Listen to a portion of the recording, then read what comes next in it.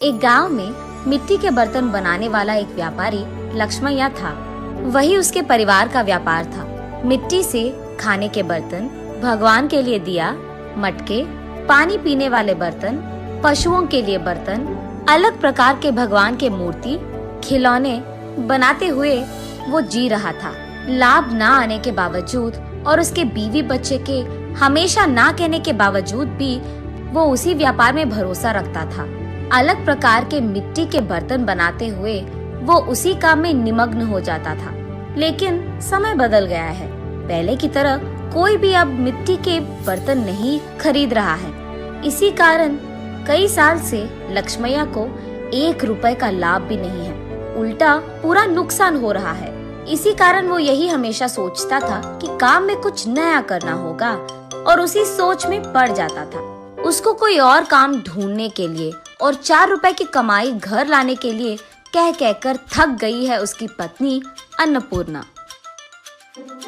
और उसके बच्चे, आज के दिन में कौन खरीदेगा पापा ये आपके मिट्टी के बर्तन? आप वो काम छोड़कर हमारे साथ शहर आ जाइएगा, वहाँ आपके लिए अच्छा काम हम ढूंढ कर रहेंगे।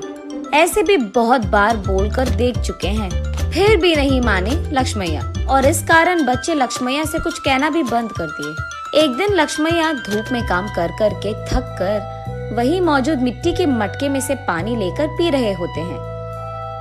हाँ, इस गर्मी के मौसम में ठंडे पानी के लिए मिट्टी के मटके रखते थे।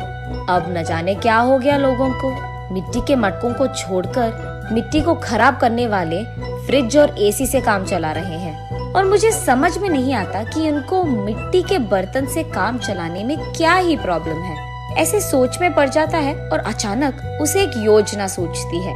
तुरंत उसके बीवी के पास जाकर ऐसे कहता है, सुनो, मुझे एक अच्छा योजना सूझा है। क्या है वो? अगर हम मिट्टी से फ्रिज तैयार करें तो कैसे रहेगा? लगता है मिट्टी में काम कर करके आपका दिमाग भी मिट्टी का बन गया। अरे, ऐसे क्यों कह रही है? तो फिर ये कैसी बात हुई? मिट्टी से फ्रिज कौन बनाता है? पागल हो क्या तुम? अरे, ये बेवकूफी की बात नहीं है। सोचो एक बार, मिट्टी के मटके में कुछ भी रखो तो ठंडा रहेगा ना। तो फिर अगर मिट्टी से हम फ्रिज बनाएंगे तो उसमें भी चीजें ठंडे ही रहेंगे ना। चलो आप यहाँ से, मेरी बात कब मानते हो वैसे भी। चलो जाओ तुम यहाँ से, जो करना है कर लो। ऐसे कहकर अन्नपूर्णा वहाँ से चली जाती है। अगले दिन लक्ष्मैया बहुत कोशिश करके एक छोटा सा मिट्टी का फ्रिज बनाता है। ऐसे ही कुछ फ्रिज तैयार करके उस गांव के बाजार में लेकर जाता है। वहाँ वो एक भीड़ को इकट्ठा करके, ये मिट्टी से बना हुआ गरीबों का फ्रिज है, इसमें पानी डालने से ये खूब चलता है। इसके अंदर रखे सारी चीजों को ठंडा रखता है। ये 2 परतों में रहता है और बीच में एक खाली जगह रहता है। उसी जगह को हमें पानी से भरना होगा। इसी कारण बाहर का तापमान न अंदर आएगा और अंदर का तापमान कम नहीं होगा। ऐसे वो उसके हाथों से बनाए हुआ मिट्टी का फ्रिज कैसे चलता है ये भीड़ को समझाता है। और क्योंकि उस भीड़ में से कुछ लोगों को ये बहुत अच्छा लगता है, वो लक्ष्मैया के पास फ्रिज को खरीद कर वहाँ से चले जाते हैं। बाकी फ्रिज को लेकर लक्ष्मैया घर पहुँचता है। उस दिन के कमाए हुए पैसों को उसके बीवी के हाथ में रखता है लक्ष्मैया। उन पैसों को देख आश्चर्यचकित होकर अन्नपूर्णा ऐसे कहती है, क्या इतने पैसे मिले आपको इस बार? आज गरीबों का फ्रिज कुछ बिक गए। बाप रे, ये सच है क्या? इसका मतलब तुम्हारे मिट्टी के फ्रिज को खरीदने वाले लोग भी हैं। चलो अच्छा है, कुछ तो आया हाथ में। इतने दिनों में कुछ पैसे तो घर लाए तुम। ये कहकर वो वहाँ से चली जाती है। ऐसे लक्ष्मैया उसके बाद कुछ और मिट्टी के फ्रिज को बनाकर बाजार लेकर जाता है।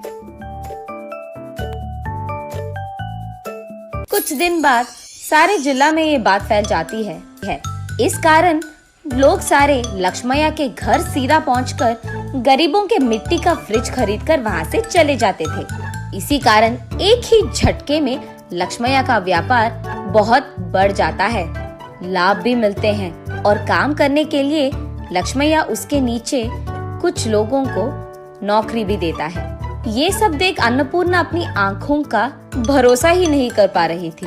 शहर में कुछ तो भी काम करवा देंगे आपसे, कहने वाले उसके बच्चे भी आज लक्ष्मैया के हाथों से बनाए हुए मिट्टी के फ्रिज को शहर में बेचने की व्यापार शुरू करते हैं।